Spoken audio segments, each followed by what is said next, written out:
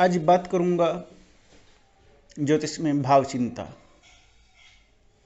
भाव चिंता भी अपने आप में एक बहुत बड़ा गहरा और गूढ़ विश्लेषण निकालने की विधि है। इस विधि में जिस भी घर का कुंडली में 12 घर होते हैं, जिस भी घर का कुछ आकलन निकालना है और कोई प्रश्न विशेष का आंसर लेना है, समाधान पाना है, सबसे पहले डायग्नोस करते हैं किसी ग्रह को और उसके बाद उसका समाधान निकालना है कि समस्या का समाधान कब और कितने समय तक संभव है और समाधान कैसे हो सकता है।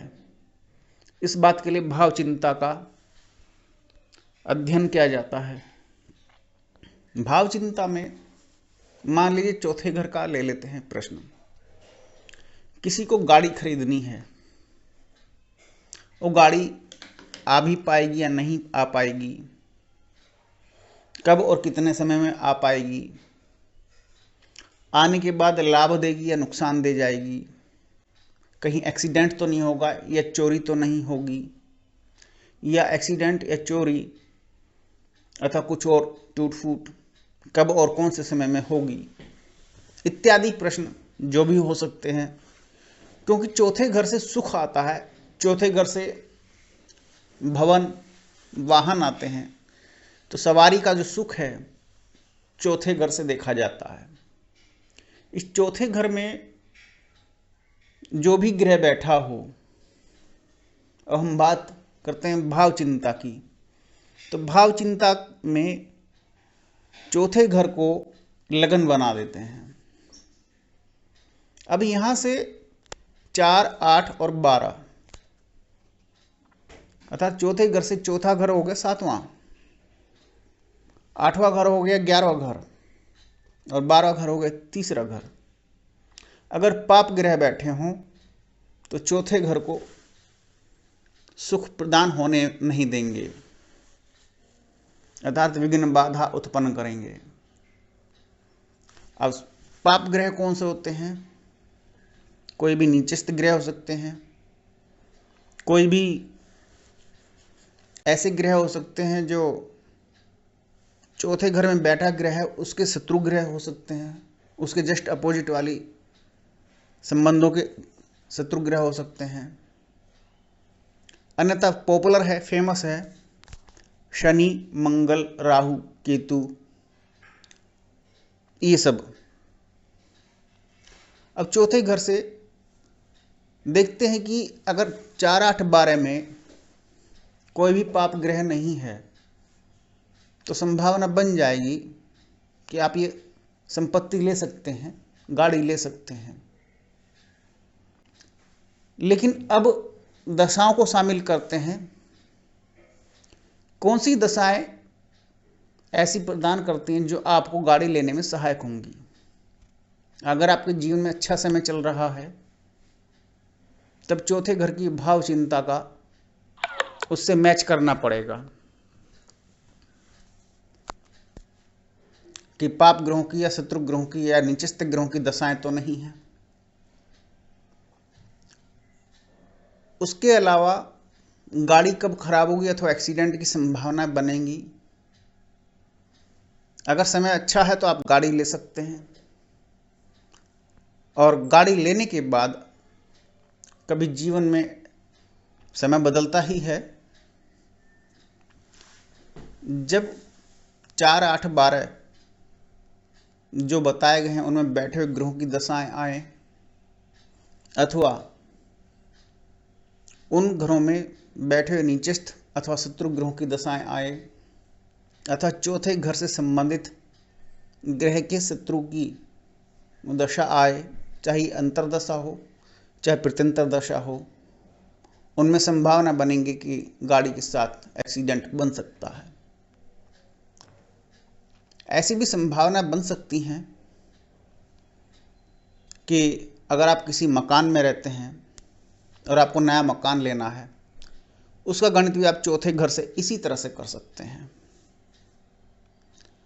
अगर शनि की 7.5 अथवा ढैया है तो गाड़ी अथवा मकान लेने से बचें, शादी करने से बचें, शादी के बाद उत्पन्न होने वाले बच्चे भी, चाहे शनि की 3.5 अगर ढैया है और आप भाव चिंता से आकलन कर रहे हैं, तो जो बच्चा पैदा होगा आपके भाग्य की हानि करेगा।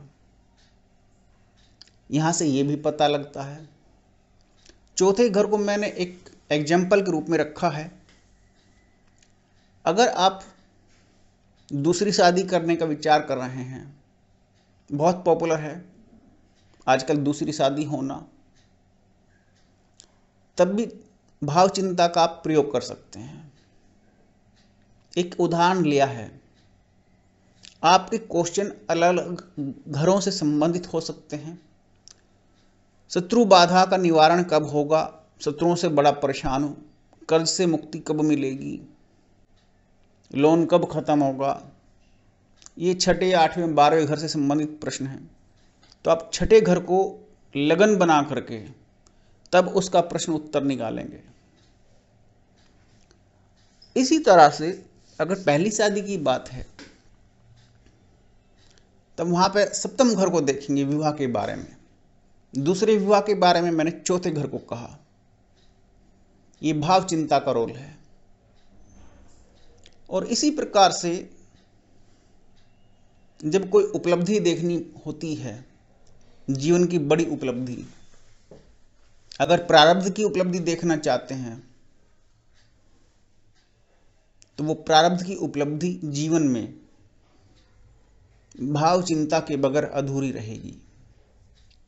भाव चिंता अपने आप में एक विस्तृत विषय बन जाता है, क्योंकि आप किसी विषय वस्तु की बारीकी में जाते हैं।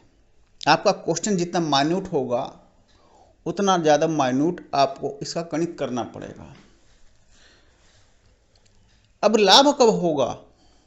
अगर चौथे घर में बैठे हुए ग्रह से संबंधित आप विषय वस्तु लेना चाहते हैं, अथवा आपका प्रश्न चौथे घर से संबंधित विषय वस्तु का है और 4, 8, 12 घरों में कोई भी अपोजिट बात नहीं है, तब आप इसको कैसे लेंगे कि लाभ मिलेगा ही? तब 4, 8, 12 में शुभ ग्रह होने चाहिए, खुद चौथे घर में शुभ ग्रह होने चाहिए। और उस घर से गिरने पर, क्योंकि चौथे घर को मैंने लगन बना दिया था, पहला घर बना दिया है, तो यहाँ से केंद्र और त्रिकोण में शुभ ग्रह होने चाहिए, तब लाभ की संभावनाएं बनती हैं। यहाँ से ये गणित बन करके सामने आता है। भाव चिंता विंशोत्तरी महादशा के साथ भी, विंशोत्तरी महादशा के से अलग भी काम करती है।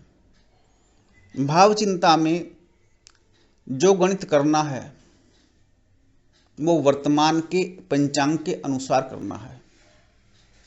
तो प्रश्न अब कर रहे हैं, पैदा पहले कभी हुए थे आप, पता नहीं कौन से जन्म सन में हुए थे, और प्रश्न आज का है, आज समाधान चाहते हैं, आज प्रश्न करते हैं, आज कोई सामान लाना है अथवा किसी समस्या का हल निकालना है, तो आज पंचांग के अनुसार आप इस विषय वस्तु को अपनी कुंडली के अनुसार मैच करेंगे। ये भाव चिंता है। इसका विंशोत्तरी महादशा के साथ भी और बिना विंशोत्तरी महादशा के भी प्रयोग किया जा सकता है। भाव चिंता में कई सारे सिद्धांत वृत्त पाराशर होरा शास्त्र के अप्लाई होते हैं, उत्तर भारतीय वैदिक पद्धति के अनुसार अप्लाई होते हैं। कई बार भाव चिंता का काम चर और अचर दोनों प्रकार के कारक ग्रह, चर कारक और अचर कारक अर्थात स्थिर कारक ग्रह, दोनों प्रकार के फल भी प्रदान करते हैं और ये पूरी बराबर काम करती है। इसका भी रोल अपने आप में इतना ही महत्वपूर्ण है जितना कि ज्योतिष में अष्टक वर्ग, ज्योतिष में गोचर, भाव चिंता पूरा बराबर का रोल रखती है।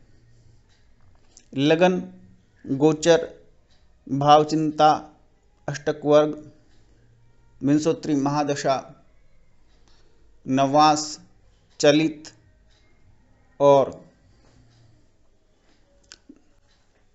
चंद्र लगन, इन कई सारी चीज़ों को मिला करके, इनका निचोड़ निकाल करके किसी विशेष प्रश्न का उत्तर हासिल किया जाता है, वो भाग्य में क्या बदलाव आने वाला है इसका संकेत देता है।